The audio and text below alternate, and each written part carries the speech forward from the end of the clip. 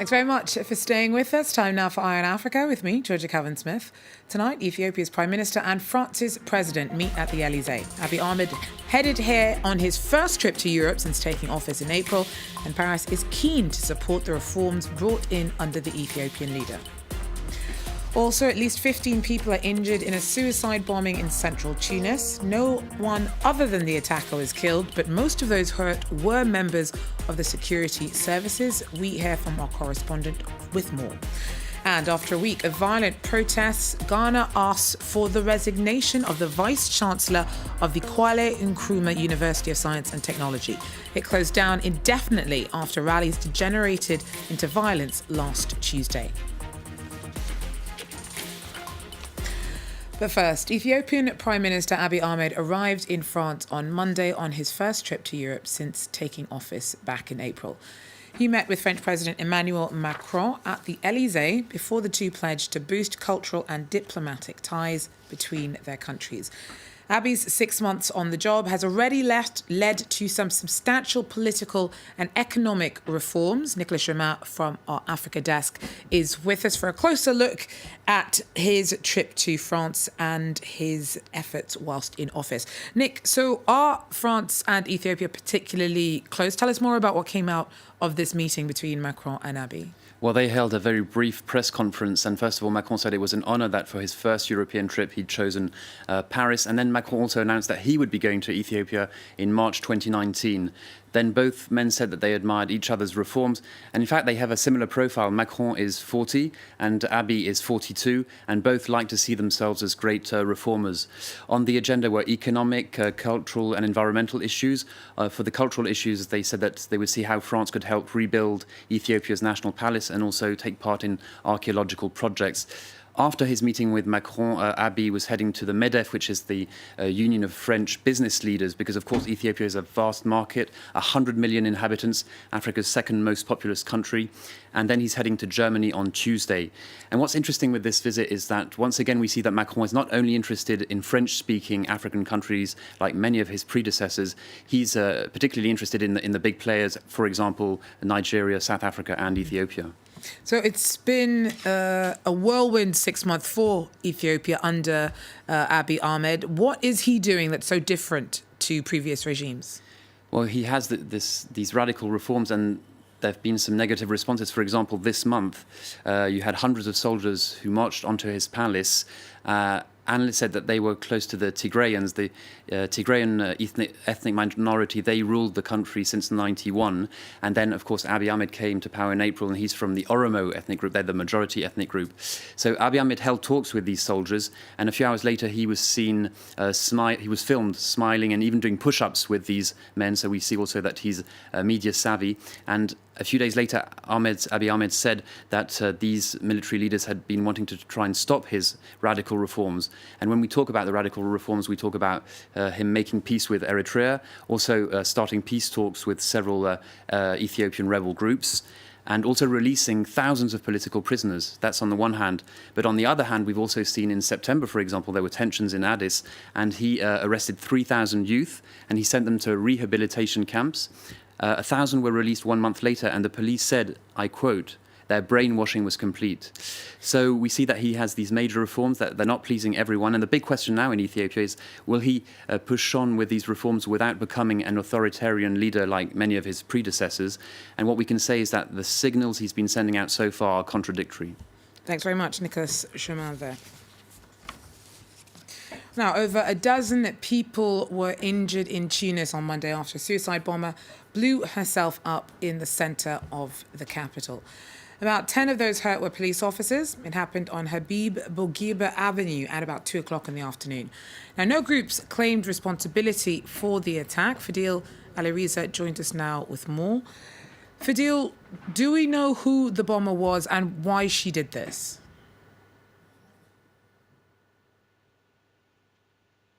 Well, officials are saying that she's a 30-year-old single woman from the coastal region of Mahdia. Officials say she died on the spot of the explosion, but we don't have a motive yet. And security forces said she had no record of any criminal activity that known to them. Some reports say that she's been unemployed for 4 years despite having a university degree. So no one was killed, but it is the first attack like this that the country's faced in a few years. How seriously are Tunisians taking this? Well, many are taking it seriously. The Prime Minister visited some of the injured in the hospital tonight. Some politicians have renewed their calls to pass a law protecting security forces from prosecution, a law human rights groups have condemned and which has been stalled in Parliament for years. And meanwhile, police unions have called for a stricter implementation of the state of emergency, which has been currently in place for years. However, there's a vocal minority on social media that seems to not be taking it seriously, and bizarrely, some are even making jokes. Some have suggested that it might be partly because of the novelty of a bomber being a young woman. But it's also important to note that the explosion happened right near where a security forces van is regularly stationed, and that the number of security forces injured in this attack suggests this was specifically targeting security forces. Relations between civilians and security forces have been tense in recent months, with two high-profile cases where the use of force by security officials resulted in the death of a young person. Just steps away and from the explosion today, and minutes before, there had been a protest for a 19-year-old youth, Ayman Afmani, who was killed by state forces last week in a customs operation apparently gone wrong. There's also been rising cases of violence between security forces and soccer fans, which has also played out in dark jokes back and forth between security forces and fans on social media. All of this may explain the lack of seriousness among some on social media regarding the injured security forces. Thanks very much. Fadil there for us in Tunisia. Now, after a weekend of violence, members of the Islamic Movement of Nigeria clashed with security forces in Abuja once again on Monday. The spokesperson of the Shiite group accused police of having again opened fire on unarmed protesters. On Saturday, 3 were killed by the military. Demonstrators are calling for the release of the IMN's leader, Ibrahim Zakzaki. He's been in custody since late 2015. Supporters of the Shiite cleric accuse authorities in the Sunni Muslim majority north of persecution. After a week of violent protest, Ghana's asked the Vice Chancellor of the Kwame Nkrumah University of Science and Technology to step down. Known as KNUST, it closed down indefinitely after rallies degenerated into violence last Tuesday. Nathan Kwao has more. It's been 6 days since the Kwame Nkrumah University of Science and Technology in Kumasi was shut down by the Ashanti Regional Security Council following student protests there on that particular campus. The students were protesting what they described as oppressive rules and regulations. In the aftermath, 20 students were arrested by the police for vandalizing property during the protest. Following that, the Vice-Chancellor of the university, Professor Kwesi Obridanso, was asked to step down together with the University's Management Council. The move has angered university teachers and the administrative staff, and they have in turn gone on strike, saying that if the former authorities are not reinstated, they will not resume work. But how did we get here? A few weeks ago, 11 persons, 10 continuing students and 1 former student were arrested on the university campus. The university school authorities say that they were taking part in an unlawful vigil, thus they had to be picked up. Now the move angered students and they went on that protest, and we are waiting to see what the next step of this story will be. And finally, the recycling revolution starts here. A boat made entirely out of recycled plastic has made its maiden voyage off the Kenyan island of Lamu, after locals spent more than 2 years picking up litter on their beaches to make it.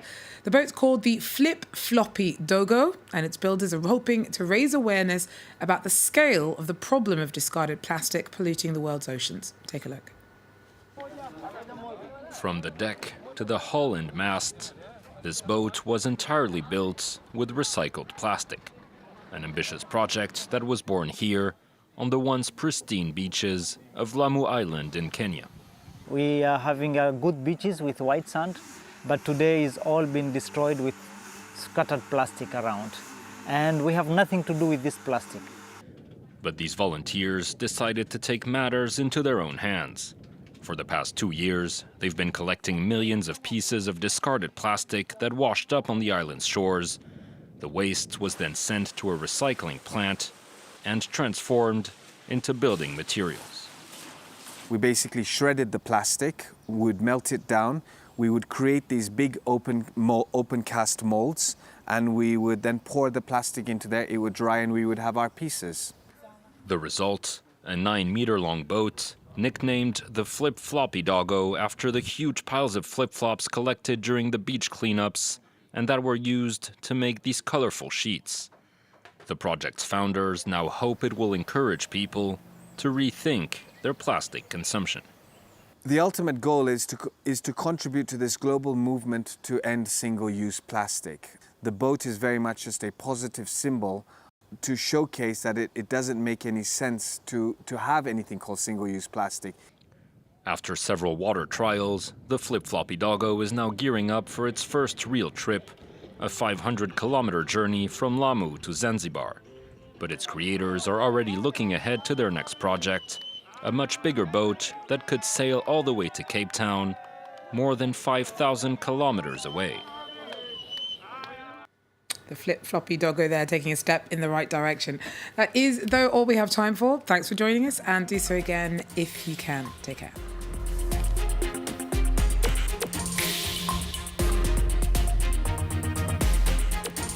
Idi Amin Dada, Uganda's despotic leader, presided over his country in the 70s. He is remembered in very different ways. Some recall the hundreds of thousands who were killed and tortured. However, those who were born after that horrific era laud his lesser-known accomplishments. For them, he was as a builder, a nationalist and a separatist, the leader of time in Uganda's history, which they regard as a bygone golden era. We revisit the compiler of Idi Amin Dada here on France 24.